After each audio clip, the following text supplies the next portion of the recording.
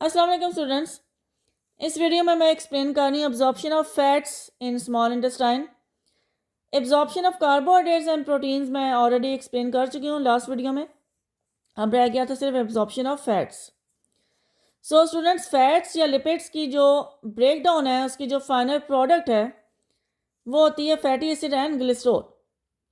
So small intestine की ilium में fatty acid and glycerol बनते हैं फैट्स की ब्रेक डाउन से।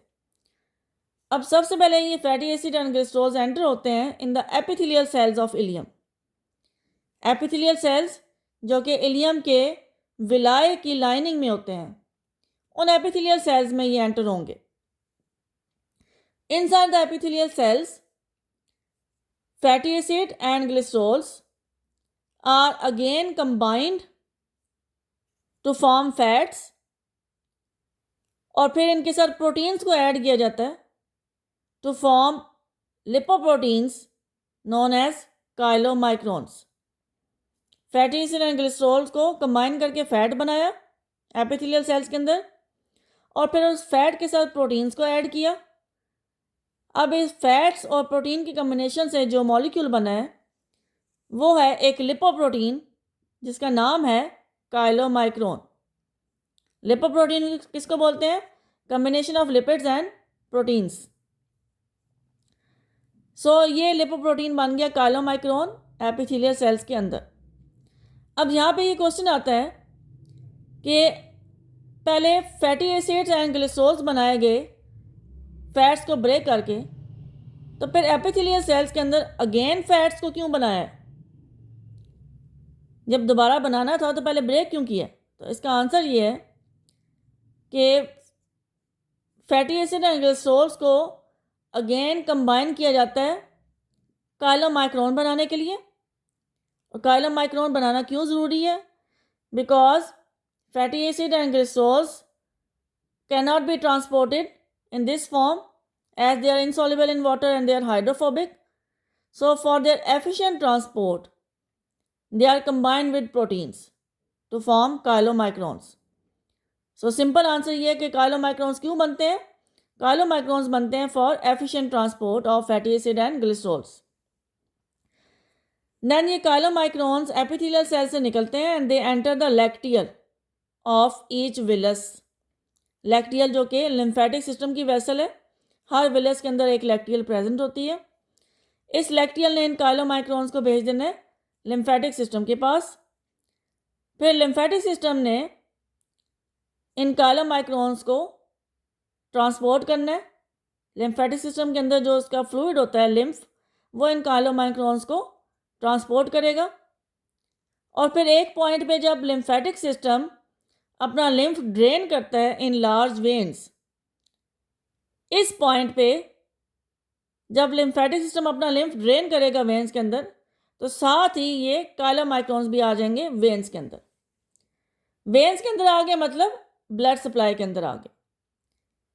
अब ये वेन्स जो है ये अपना ब्लड भेजती हैं हार्ट को, हार्ट की राइट साइड पे।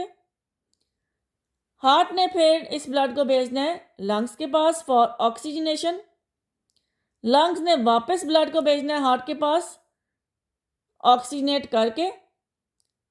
फिर जब हार्ट के पास ये ऑक्सीजनेटेड ब्लड आता है तो हार्ट ने इसको सप्लाई कर देना है पूरी बॉडी को। अब पूरी बॉडी के सेल्स के पास जब ये ब्लड जाता है, जिसके अंदर अब काइलोमाइक्रोन्स भी जा रहे हैं, जब ये काइलोमाइक्रोन्स उन सेल्स के नज़दीक पहुंचते हैं तो इनको अगेन ब्रेक कर दिया जाता है। फैटी एसिड एंड ग्लिसरॉल्स को अगेन सेपरेट कर दिया जाता है। Then fatty acid and glycerols enter the body cells, और फिर बॉडी सेल्स के अंदर these fatty acids and glycerols are either used for different purposes or they are stored inside the cells as fat deposits. So cells के near chylomicrons break हो गए। Chylomicrons का complete purpose क्या था? Chylomicrons क्यों बने थे? इन्होंने सिर्फ इन फैटी एसिड्स एंड ग्लिसरॉल को स्मॉल इंटेस्टाइन से लेके जाना था बॉडी के सेल्स के पास। जब सेल्स के पास ये पहुंच जाते हैं तो ये ब्रेक हो जाते हैं और फैटी एसिड एंड ग्लिसरॉल्स को सेल्स के अंदर भेज देते हैं। अब इसी को एब्जॉर्प्शन ऑफ फैट्स को डायग्राम से देखें। ये एक विलस की डायग्राम बनी हुई है जिसमें ये एपिथेलियल सेल्स की लाइनिंग है विलस के ऊपर जो होती है, ये ग्लिसरॉल एंड फैटी एसिड्स है। सबसे पहले ये एंटर होंगे इस एपिथेलियल सेल्स के अंदर, इन सारे सेल्स के अंदर ये एंटर होते जाएंगे।